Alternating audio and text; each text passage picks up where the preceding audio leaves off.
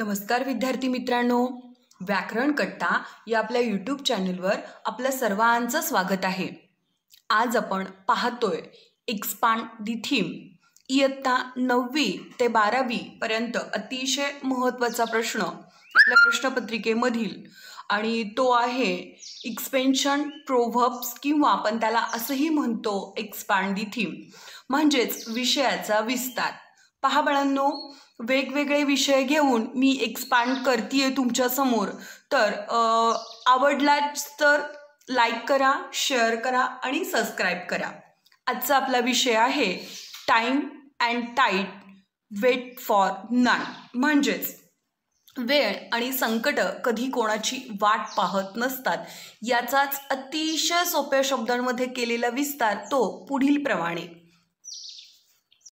चला तर बाळांनो, आज आपण पाहतोय एक्सपांड दी थीम मध्ये time and tide wait for none.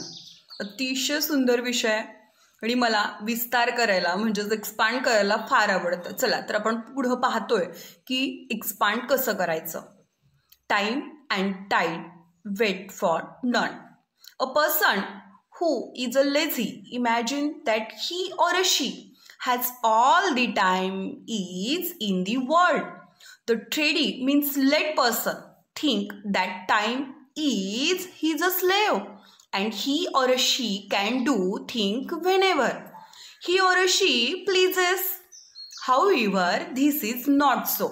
So the saying time and tide wait for none reminds us the fact tide have their fixed timing and do not wait for anybody.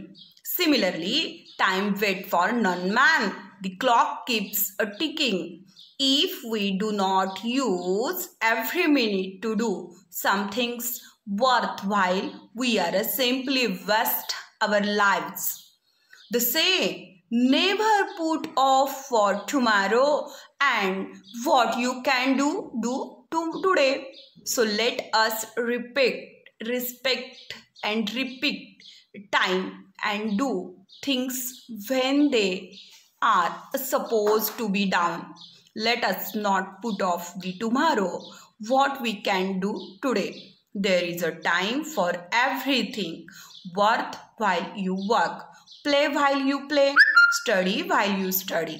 Let us not idea away the hour in a useless pastime, such as watching TV for hour, gossiping with our friends, or just lazing around the house and house doing nothing.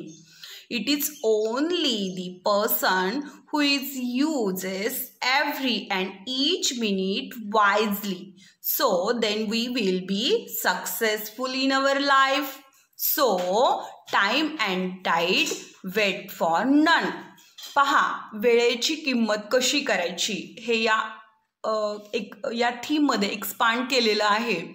वेळ आपला गुलाम नसते, आपण वेळेचे गुलाम असलं पाहिजे, तरच आपल्याला हव्या त्या गोष्टी साध्य करता येतात।